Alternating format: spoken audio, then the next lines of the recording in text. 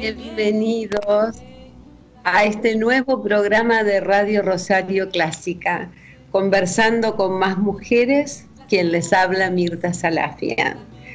Bueno, hoy tenemos nuestra primera invitada, un placer, un lujo compartir este programa, estos pocos minutos que quisieran que fueran más, con la licenciada Sofía Di Scala. Sofía Di Scala nace en Mar del Plata el 26 de marzo de 1985, es licenciada en Filosofía y próximamente doctora en Letras por la Universidad Nacional de Mar del Plata.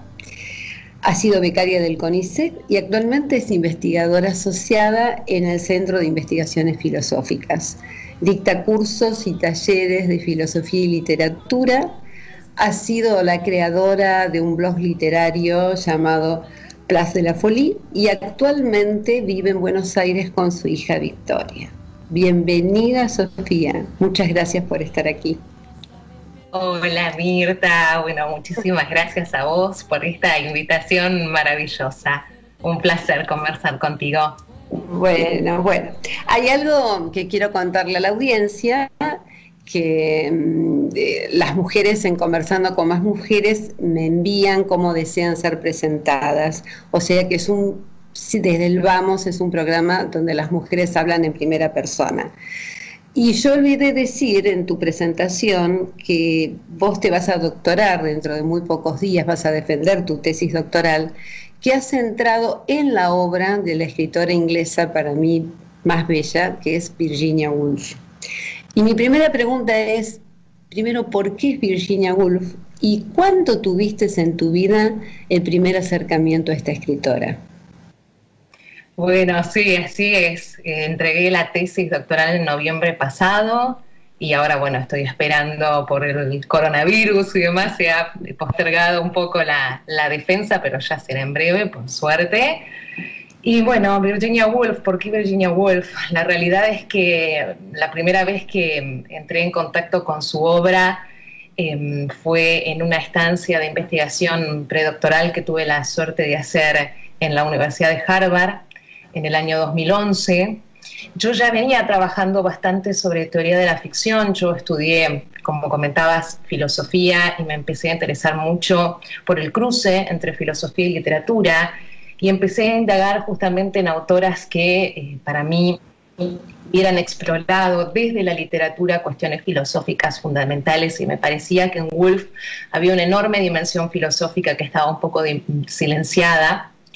Y así fue, digamos, como en esas lecturas en la biblioteca y leyendo sobre todo los ensayos. Mi tesis trabaja mucho con sus ensayos sobre la naturaleza de la ficción, sobre la pregunta por la vida, por supuesto la relación entre las mujeres y la escritura, y ahí, bueno, me fui dando cuenta que había un montón de temas que yo quería abarcar desde una mirada filosófica, y así fue como empecé a elaborar el proyecto de investigación que después terminó siendo mi tesis doctoral. Bueno, para mí es una autora maravillosa, ineludible, digamos, una cantidad infinita de textos, además de sus novelas, por supuesto, que son las más conocidas. Sus cuentos son maravillosos, son mini laboratorios de escritura creativa que nos acercan a un pensamiento muy, muy, muy rico. Y bueno, creo que todas le debemos un poco, bastante, a Virginia Woolf. Muy bien. La pregunta es, ¿qué es, a partir de pensar en Virginia y en pensar de alguna manera cómo reflexionó, cómo nos dio a entender su nueva manera de concebir la escritura, ¿no? O el oficio de escribir. La pregunta que le hago a Sofía Di Scala es, ¿qué es para vos ser escritora? ¿Y cuál sería la Virginia, o en este caso la Sofía mujer y la Sofía escritora? Bueno, si las puedes diferenciar, si hay tensiones entre ellas, si hay algo, perdón, de esta Virginia que te ha iluminado para poder producir. A ver, ¿qué pasa con esta experiencia de la escritura? Sí, por supuesto que es un tema sumamente rico y el tema que me ha atravesado toda la vida, ¿no? De hecho, yo escribo desde muy chiquita, por lo cual ya mi constitución, diríamos, subjetiva estuvo del lado de la escritura. O sea que en ese sentido es previo a mi condición de ser mujer, porque ya en mi adolescencia, ¿no? Ya la escritura estaba presente. O sea que en ese sentido la escritura para mí es una forma de ver el mundo, de pensarlo, y por supuesto, digamos, una construcción de ese relato de mí misma que, bueno, que creo que todas las personas nos hacemos, ¿no?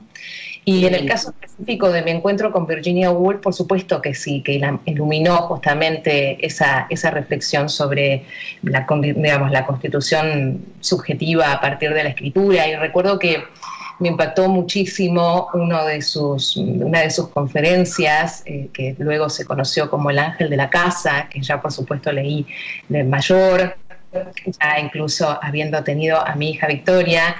Y en esa conferencia que Virginia Woolf comparte con todo un grupo de jóvenes mujeres en 1920, no, en el 31, o sea, fue después de la publicación de Un Cuarto Propio, y habla de un ángel de la casa como si fuese precisamente el espíritu al que todas las mujeres que queremos escribir nos enfrentamos. Y lo que nos dice Virginia Woolf ahí es muy curioso, porque nos alienta a matar a ese ángel de la casa, que no es sino otra cosa que ese ideal de mujer perfecta que puede con todo en la vida.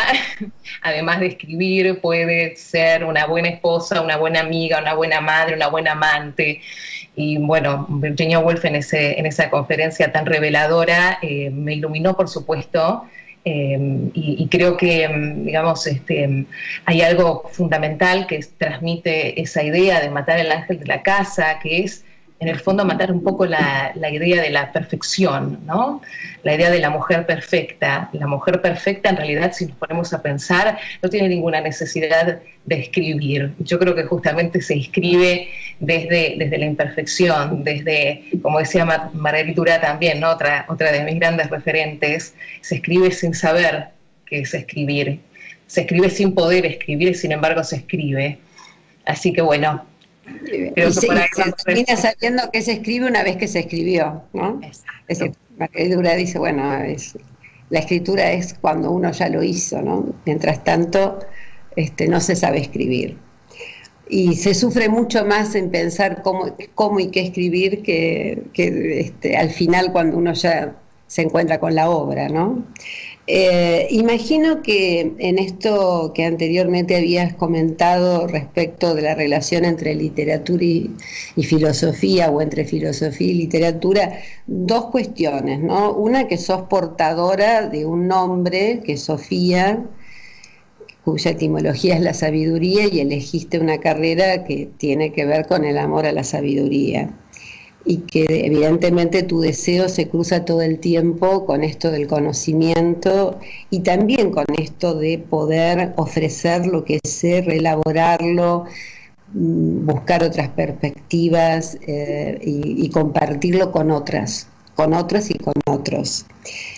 Pero en esta relación, la facultad acá en Buenos Aires, la Universidad de Buenos Aires, nunca le cambió el nombre a la carrera de Humanidades, la Facultad de Filosofía y Letras, es decir, que esta relación y este vínculo entre la filosofía y la literatura es desde siempre, digamos, desde los griegos en más existe. Lo que quisiéramos saber, que este siglo XX, donde va a vivir, a impactar Virginia, empieza a trazar algunas tensiones muy diferentes entre la filosofía y la literatura.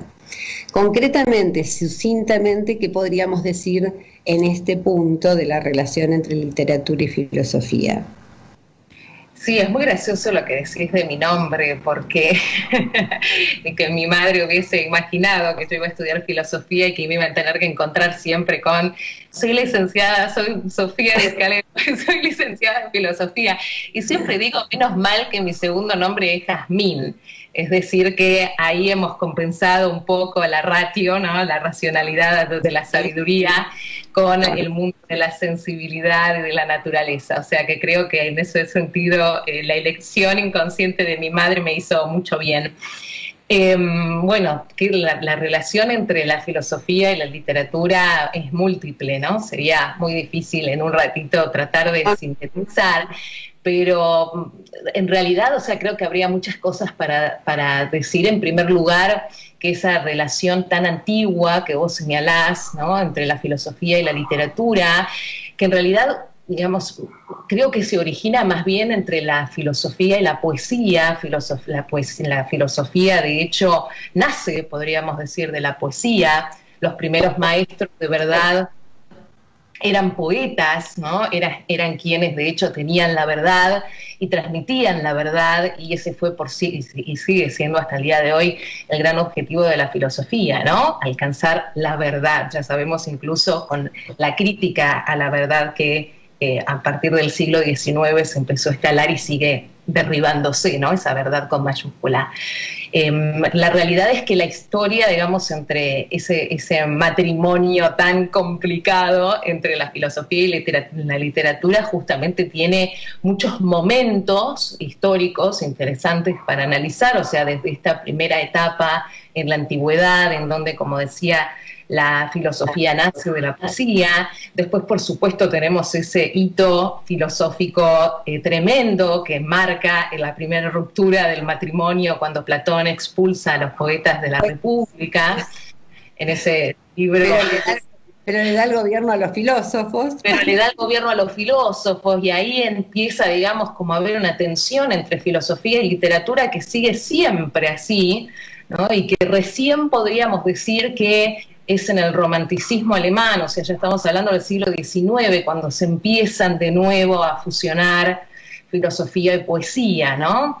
Y en realidad, bueno, a su vez, la literatura, si uno, digamos, lo piensa un poco, es un concepto muchísimo más moderno, en realidad. Si pensamos que literatura, tal cual nosotros lo conocemos hoy, es una disciplina organizada y clasificada en el siglo de las luces, el siglo XVIII, ¿no? El siglo de la Ilustración. O sea, fueron justamente los ilustrados quienes digamos, nos legaron el concepto de literatura que tenemos hoy en día, porque antes, lo cierto es que antes del siglo XVIII, la literatura o los estudios literarios abarcaban también los ensayos filosóficos, ¿no? Entonces, por eso digo que se trata de una relación y muy, muy compleja, que, digamos, a lo largo de la historia ha tenido estos momentos de amor intenso y pasional entre la palabra filosófica y la palabra literaria o la palabra poética, y momentos de ruptura en donde parecería que buscan, ¿no?, acercarse a verdades completamente distintas, en algún punto opuestas. Pero bueno, creo que siempre es maravilloso tratar de establecer relaciones, y bueno, la realidad es que ya hace varios años que gran parte de mi vida y no solo de mi investigación la dedico a pensar esos cruces entre filosofía y literatura, y por supuesto, ¿no?, siempre remontándome a la poesía, que, como decía, es el origen de toda esa palabra, ¿no?, tanto la filosófica como la literaria. Bien.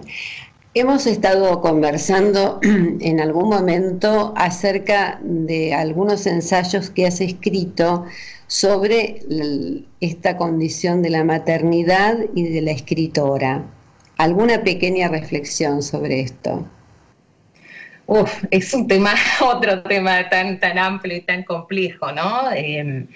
La maternidad y la escritura son dos grandes deseos, al menos lo fueron así en mi caso. Por eso creo que lo primero que debería decir es que es muy difícil generalizar estos temas, hablar en términos universales, porque las maternidades son muy distintas y la experiencia que cada mujer puede tener sobre su maternidad es muy diferente una a otra. Entonces, no podría tratar, ni siquiera intentaría, ¿no?, de sacar una conclusión general. O sea, solo puedo hablar de mi experiencia y de lo que fue para mí, digamos, ¿no? El encuentro de esas dos, de esos dos grandes deseos que fueron la maternidad y la escritura. Y gran parte, por supuesto, del desafío es hacer combinar sus tiempos, ¿no? El tiempo de la maternidad es un tiempo muy distinto al tiempo de la escritura, no incompatibles, por suerte, y creo que gran parte del trabajo y de derribar ese ángel de la casa que hablábamos al principio tiene que ver con tratar de conciliar esos tiempos, el tiempo de la maternidad, el tiempo de la escritura, sabiendo que se pueden nutrir muchísimo, porque hay grandes escritoras que han sido madres y que han justamente, digamos, aprendido muchísimo de la experiencia de la maternidad. Creo que es lo que, bueno, en mi caso yo vivo aprendiendo de mi hija, creo que mucho más de aquello que yo le puedo enseñar a ella, y bueno, realmente es lo más difícil, reitero, es conciliar los tiempos, pero creo que como siempre, cuando lo que nos moviliza es una pasión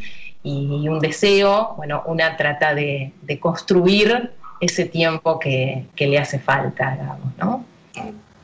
Ahora sí, vayamos a partir de que la audiencia te va escuchando, seguramente va a tener mucho interés en saber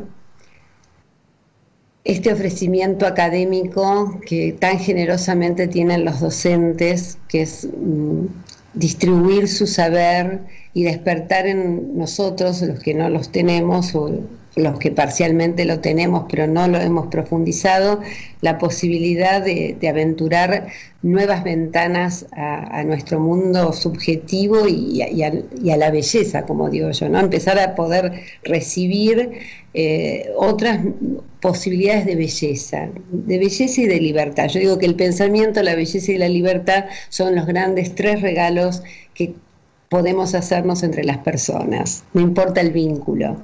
Entre todos, en cualquier vínculo esto es importante. Yo lo que quisiera que hoy tengas la oportunidad de invitarnos a todos a tus cursos y que de alguna manera nos cuentes cómo están concebidos, cómo, si bien te escuchamos y vamos como entendiendo cuál es el camino, queremos que nos invites a participar en tus talleres. Bueno, a ver, contanos algo de ellos y trata de decirnos que seguramente mañana nos estamos inscribiendo.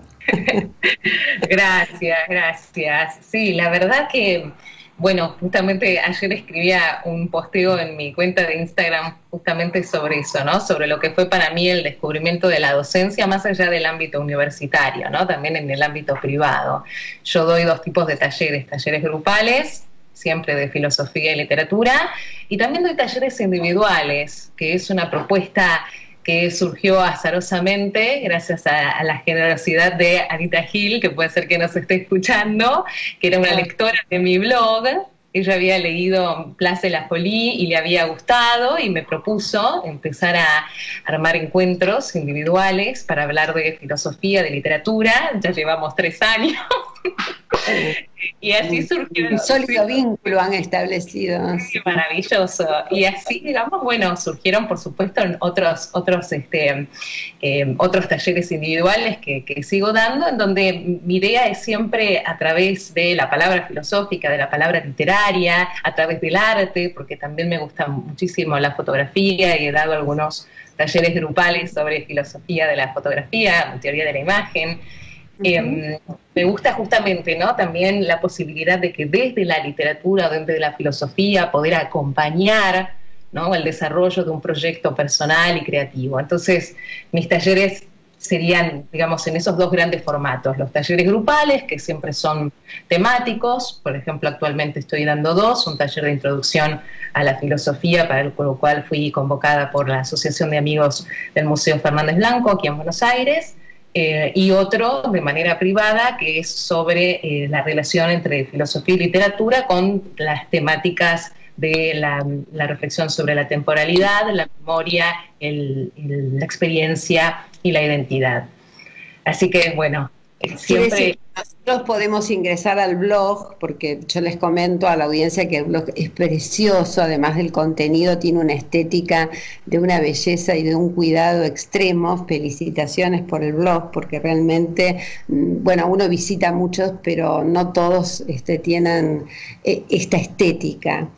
Y sabemos que allí podemos enterarnos de los cursos. Para toda la audiencia, saben que los cursos ahora, por suerte, bueno, lamentamos el coronavirus, pero por suerte hemos descubierto que no solo tenemos que presenciar una clase, sino que lo podemos hacer a través de los medios virtuales, y esto nos facilita y también nos amplía la posibilidad de conocernos.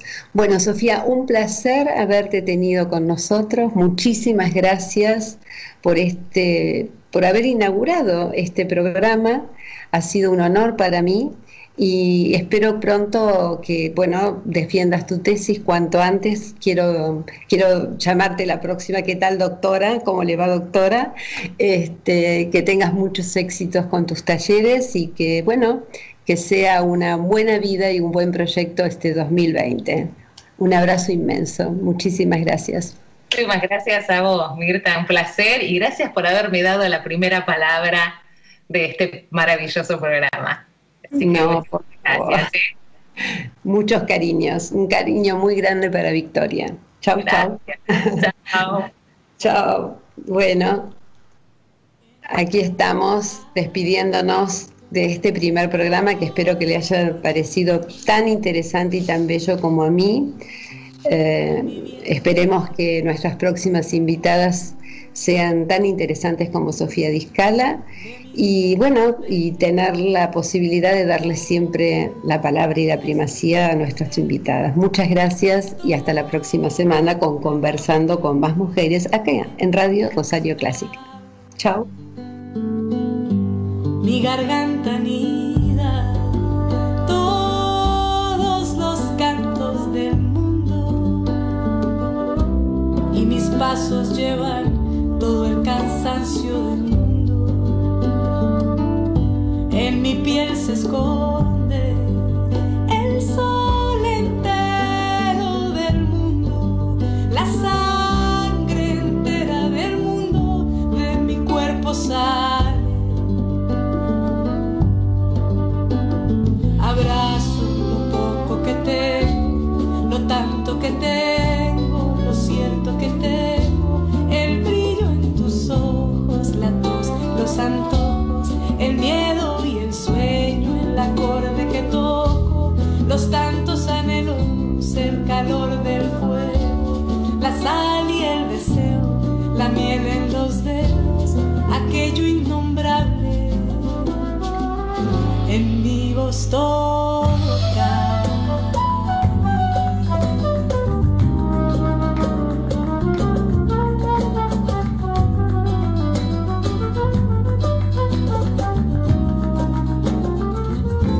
Mi entrepierna guarda todo el placer del mundo, y entre abrazos ahogo a los llantos profundos.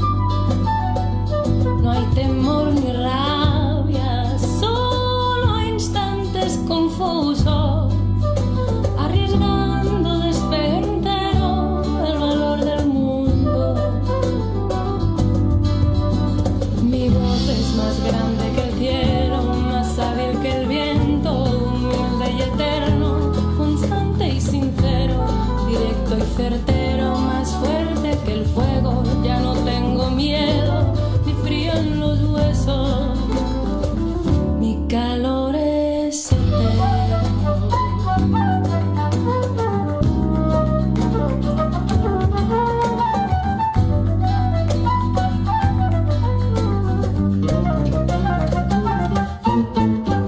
Mi voz es más grande que el cielo, más hábil que el viento, humilde y eterno, el brillo en tus ojos, la tos, los antojos, el miedo y el sueño, constante y sincero, los tantos anhelos, el calor del fuego, la sal y el deseo, miedo, ni frío en los huesos, mi calor es eterno.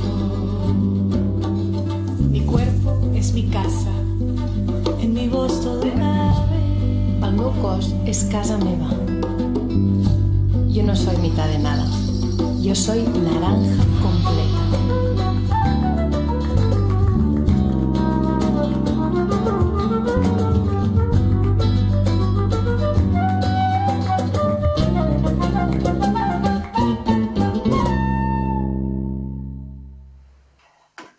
Buenísimo.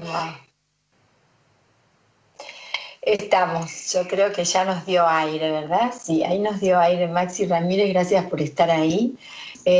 Vamos a tener que hacer una clave para que, yo creo que cuando manda el spot de las redes sociales, ahí es que nos damos cuenta que estamos al aire. ¿Qué final? Bueno, vamos a decir así, Mirta Sarafia, ¿qué principio y qué final has elegido? Yo te felicito, te doy la bienvenida porque este es un nuevo ciclo para vos. Interesantísimo, por cierto, has elegido una brillante, le mandamos desde aquí, espero que esté escuchando, yo no la conozco, pero me encantó escucharla y la verdad que yo creo que es cierto, en el tema de las entrevistas lo importante no es el que entrevista, sino el entrevistado, ¿no? Esto yo te lo puse en alguna de las líneas que intercambiamos, porque cuando uno elige una persona interesante ya el programa está hecho a través del personaje, ¿no? Es así. Me encantó ese final que elegiste. Contame el tema. ¿Quién lo interpreta? Vamos a anunciar. Bueno, antes que nada, agradecidísima a Radio Rosario Clásica por esta otra nueva oportunidad. Muchísimas gracias, Nora, pero muchísimas gracias, Maxi Ramírez. Me hace la vida muy fácil, Maxi, y siento no habértelo dicho en el marco del programa Conversando con Más Mujeres. Muchísimas gracias. Bueno, quien tengo el honor de tener en los dos programas como cantante y autora es Marta Gómez. Y en este tema es lo innombrable, que en realidad lo innombrable sería lo femenino, ¿no? Qué bueno, ella dice en el final que te digo, me conmovió, me movilizó la piel. Cuando yo no soy de nada, sino una naranja completa. Qué buena, qué bueno. Mira, me vuelve a emocionar, porque lo que pasa que a lo mejor la gente no imagina, viste, cuando se habla de la edad, bueno, hay mucho por charlar, Mirta, tenemos que vernos, pero ya que tenemos este juego de la radio, lo hacemos. Yo digo, cuando nos dicen, viste que uno ya está en esa edad de riesgo, esto con el corona se ha incrementado, el tema de las edades, yo digo, fíjate vos cómo estás comenzando un proyecto, o cómo tantas mujeres, que yo no quiero personalizar, hablo de muchas mujeres, que en lo cotidiano se rompen el alma, lo vamos a decir así, para hacer todo, para cumplir. Esto que decía esta chica, ¿no? Que Virginia Woolf quería dar el ejemplo de buena amante, buena amiga, en la casa, tratar de... casa. Claro. Sí, yo recuerdo algo que decían en mi familia, las mujeres, que dice, yo soy la reina de la casa. Y yo decía, yo no quiero ser nunca reina de ningún lado, y menos de la casa. Pero bueno, es así, pero somos. Sí, claro, pero somos. A lo mejor lo puse en la profesión, no sé. Claro.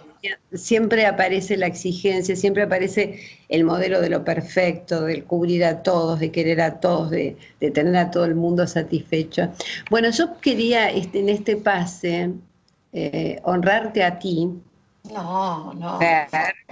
Sí, porque también sos parte de este, digamos, proceso personal mío. Y también honrarla a Sofía Discala, con un texto de pocas líneas que comienza una novela de Virginia Woolf que se llama Las olas.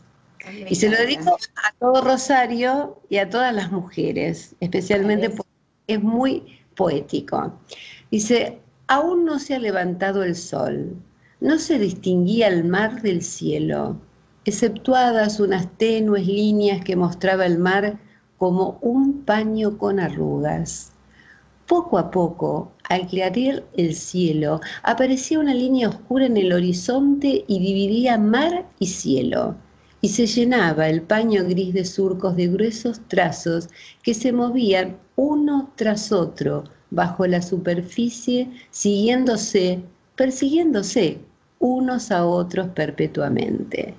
Al acercarse a la orilla, cada línea se elevaba, crecía, rompía y barría la arena con un leve velo de agua blanca. La ola hacía una pausa y volvía de nuevo, suspirando como quien duerme y cuyo aliento va y viene de forma inconsciente. Así es nuestra vida, como las olas, vamos y venimos.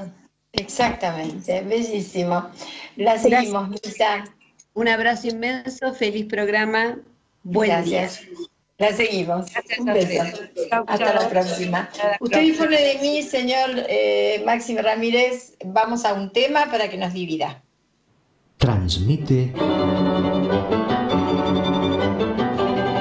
Radio Rosario Clásica.